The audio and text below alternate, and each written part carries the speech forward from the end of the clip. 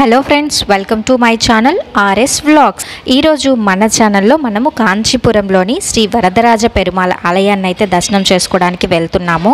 వరదరాజ పెరుమాళ్ ఆలయం అంటే మీకు తెలియకపోవచ్చు, అదేనండి బంగారుబల్లి వెండిబల్లి ఉండే ఆలయం అనమాట. ఇది బస్టాండ్ నుంచి 4 కిలోమీటర్ల దూరంలో ఉంటుంది. మనకి షేర్ ఆటో అయితే 20 రూపీస్ ఛార్జ్ చేస్తారు. మనమైతే కామాక్షి అమ్మవారు ఏకాంబరనాథర్ ఆలయాన్ని దర్శించిన తర్వాత ఈ వరదరాజ పెరుమాళ్ ఆలయానికి అయితే వచ్చేసాము. ఇదైతే టెంపుల్కి రైట్ సైడ్ ఉన్నటువంటి వే, ఎంట్రన్స్ నుంచి కూడా వే ఉంది, అక్కడ నుంచి కూడా షేర్ ఆటోలు అయితే వెళ్తాయి. సో ఇప్పుడైతే మనం టెంపుల్లోకి వెళ్తున్నాం. ఈ ఆలయంలో చాలా విశేషాలు అయితే దాగి ఉన్నాయి. బంగారుబల్లి వెండిబల్లి వెనుక ఉన్నటువంటి కథనం ఏంటి, ఇక్కడ ఉన్నటువంటి స్వామివారు దర్శనం 40 సంవత్సరాలకు ఒకసారి ఎందుకు జరుగుతుంది, మిగిలిన సంవత్సరాలంతా ఆ స్వామివారు ఎక్కడ ఉంటారు, ఈ ఆలయం యొక్క స్థల పురాణము, అలాగే ఈ ఆలయం యొక్క శిల్పకళ, ఇవన్నీ కూడా ఈరోజు నేను మీకు ఈ వీడియోలో షేర్ చేయబోతున్నాను. సో లేట్ చేయకుండా వీడియోలోకి వెళ్ళిపోదాం. ఇప్పుడైతే టెంపుల్ ఎంట్రన్స్ అయితే మనం చూస్తున్నాము. ఇది ఆలయం యొక్క రాజగోపురము. ఈ ఎంట్రన్స్ నుంచి కూడా మనం టెంపుల్లోకి అయితే వెళ్ళొచ్చు. చూస్తున్నారు కదా, చాలా పెద్ద గోపురము. కాంచీపురం అనగానే అందరికీ గుర్తొచ్చేది ఈ బంగారుబల్లి వెండిబల్లి ఆలయం మాత్రమే. వైష్ణవులకు పరమ పవిత్రమైన 108 దివ్య దేశాలలో ఈ ఆలయం ఒకటి. అంతేకాకుండా కృతయుగంలో బ్రహ్మదేవుడు, త్రేతాయుగంలో గజేంద్రుడు, ద్వాపర యుగంలో బృహస్పతి, కలియుగంలో ఆదిశేషుడు, ఆల్వార్లు, శ్రీ రామానుజాచార్యులు, శ్రీ ఆదిశంకరాచార్యులు, మరెందరో మహానుభావులు ఈ స్వామిని సేవించారని పురాణాలు చెప్తున్నాయి. సుమారు 25 ఎకరాల్లో ఉండే ఈ ఆలయాన్ని మొదటిగా కంచిని పాలించిన పల్లవరాజు 2వ నందివర్మ క్రీస్తు శకం 8వ శతాబ్దంలో నిర్మించారు. తర్వాత చోళరాజులు పూర్తి స్థాయిలో అభివృద్ధి చేశారు. తర్వాత విజయనగర రాజుల కాలంలో ఎక్కువ నిర్మాణాలు జరిగి ప్రస్తుతం ఇప్పుడు మనకి ముందున్నటువంటి ఆలయంగా రూపుదిద్దుకుంది. ఈ ఆలయంలో తమిళ శాసనాలతో పాటు తెలుగు, కన్నడ శాసనాలు కూడా మనం చూడొచ్చు. ఇక్కడ ఉన్నటువంటిది ఒక మండపము. ఇక్కడ ధ్వజస్తంభం దగ్గర అయితే అందరూ దండం పెట్టుకుంటున్నారు. సో ఇదంతా కూడా టెంపుల్ ముందున్నటువంటి వ్యూ అన్నమాట. గోపురం ఎదురుగా వస్తే మనకి ఇంకొక చిన్న మండపం ఉంటుంది, ఇక్కడ ధ్వజస్తంభం ఉంటుంది. ఎదురుగా మనం లోపలికి వెళ్ళడానికి ఎంట్రన్స్ అనమాట. ఇది మెయిన్ టెంపుల్ లోపలికి వెళ్ళడానికి. సో ఇప్పుడైతే మనము నేరుగా వచ్చిన తర్వాత అక్కడ ఉత్సవమూర్తి మనకి దర్శనం ఇస్తారు. ఆ స్వామివారిని దర్శనం చేసుకున్న తర్వాత ఇటు పక్కగా మనకి అమ్మవారు అయితే ఉంటారు. ఇక్కడ అమ్మవారు పేరుందేవి అమ్మవారు అని అంటారు. మధ్యలో ఒక మండపం ఉంటుంది. ఫస్ట్ ఎంట్రన్స్లో ఆలయానికి ఈ మండపము, అటువైపు ఉత్సవమూర్తి, ఇటువైపు అమ్మవారికి మధ్యలో ఈ మండపం ఉంటుంది. వీరిద్దరూ కూడా మొదటి అంతస్తులో ఉంటారు. దీని తర్వాత మనం వెనక అంతస్తుకు వెళ్తే అక్కడ మనం వరదరాజ పెరుమాళ్ స్వామివారిని అలాగే బంగారుబల్లి వెండిబల్లిని దర్శనం చేసుకోవచ్చు. ఇక్కడ మనం ఎంట్రన్స్ అనమాట. అమ్మవారి దర్శనానికి స్టెప్స్ ఎక్కి మనం పైకి వెళ్ళాలి.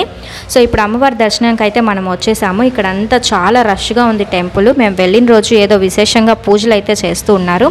మీకు జూమ్ చేశాను అమ్మవారిని చూపిద్దామని, కానీ కనిపించలేదు. సో దర్శనం అయితే నాకు బాగా జరిగింది. అమ్మవారి దర్శనం చేసుకుని అయితే బయటకు వచ్చేసాము. కనిపిస్తున్నటువంటి ఎంట్రన్స్ లోనే ఈ ఆలయంలో బంగారుబల్లి వెండిబల్లి అలాగే వరదరాజ పెరుమాళ్ స్వామి వారైతే ఉంటారు.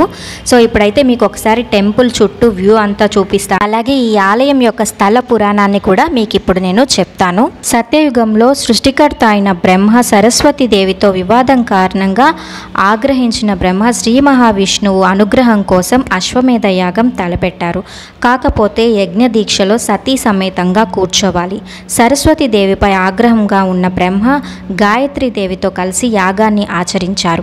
ఆ పరిణామానికి ఆగ్రహించిన సరస్వతి దేవి నదీ రూపంలో ఉధృతంగా ప్రవహిస్తూ యజ్ఞవాటికను ముంచేయబోగా శ్రీ మహావిష్ణువు అడ్డుగా శయనించి ప్రవాహాన్ని పక్కకు మరలించాడు. బ్రహ్మ యాగాన్ని నిర్విఘ్నంగా పూర్తి చేశాడు. అప్పుడు శ్రీ మహావిష్ణువు దర్శనమిచ్చి బ్రహ్మ సరస్వతిని కలిపారు.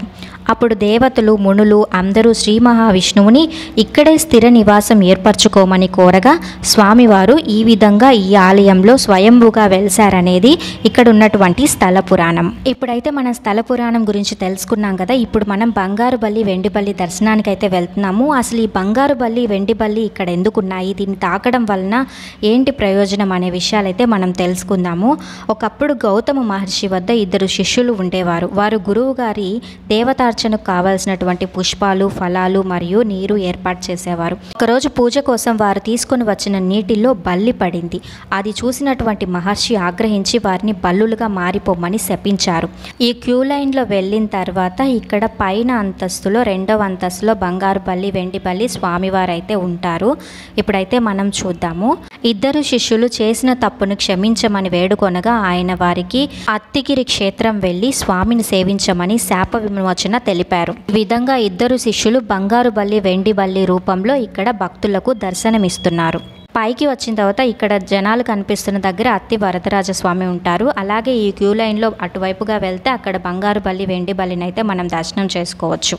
దర్శనం అయితే చాలా బాగా జరిగింది. కాసేపు దర్శనం అయిన తర్వాత ఇక్కడ ప్రశాంతంగా కూర్చొని ఆ స్వామివారిని రూపాన్ని అయితే మనం స్మరించుకోవచ్చు.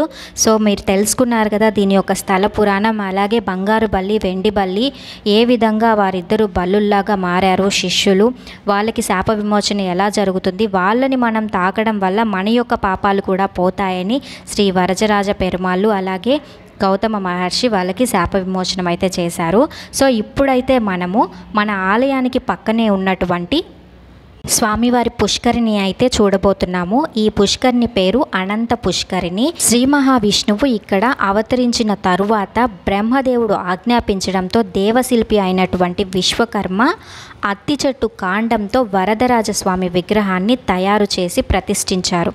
అనేక వందల ఏళ్ళు ఈ స్వామి పూజలు అందుకున్నారు ఈ ఆలయంలో. అయితే 16వ శతాబ్దంలో మహమ్మదీయులు దండయాత్రల సమయంలో ఈ వరదరాజస్వామి ఆలయం దోపిడికి గురైంది. అయితే సంపద పోతే పోయింది, స్వామివారి విగ్రహానికి ఎలాంటి ఆపద రాకూడదు అని అక్కడ ఉన్న అనంత పుష్కరిణిలోని నీరాలి మండపం, ఇప్పుడు మీకు కనిపిస్తుంది కదా నీరాలి మండపం, ఈ మండపాన్ని అంటారు. దాని పక్కనే ఉన్నటువంటి చిన్న మండపంలో అడుగు భాగంలో స్వామివారి విగ్రహాన్ని నీరు లోపలికి చేరకుండా వెండి పెట్టెలో భద్రపరిచారు. అయితే కొన్నేళ్లు గడిచిన తర్వాత పుష్కరిణిలో దాచిపెట్టిన ఆనవాళ్లు తెలియకపోవటంతో గర్భాలయంలో మరొక మూర్తిని ప్రతిష్ఠించారు. కొన్నేళ్లకు పుష్కరిణి ఎండిపోవటంతో అందులో దాచిపెట్టిన స్వామివారు దర్శనమిచ్చారు. అన్నేళ్లు నీటిలో ఉన్న విగ్రహం చెక్కు చెదరలేదు. ఇప్పుడు స్వామివారి విగ్రహాన్ని బయటకు తీసి 48 రోజుల పాటు పూజలు నిర్వహించి మరలా కోనేరులో భద్రపరిచారు. దేవతల కాలగమనం ప్రకారం మండలం రోజులు అంటే 40 రోజులు, 40 రోజులు అంటే మనకు 40 సంవత్సరాలు. కాబట్టి 40 సంవత్సరాలకు ఒకసారి స్వామివారి దర్శనాన్ని 48 రోజుల పాటు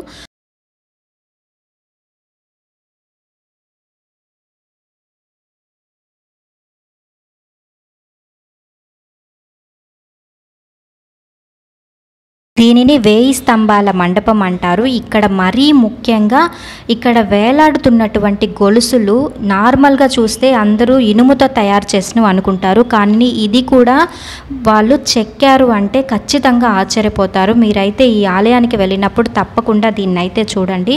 ఇక్కడ ఉన్నటువంటి శిల్పకళ రామాయణ మహాభారత విగ్రహాలను తలపించేలా చాలా అద్భుతంగా ఉంటాయి.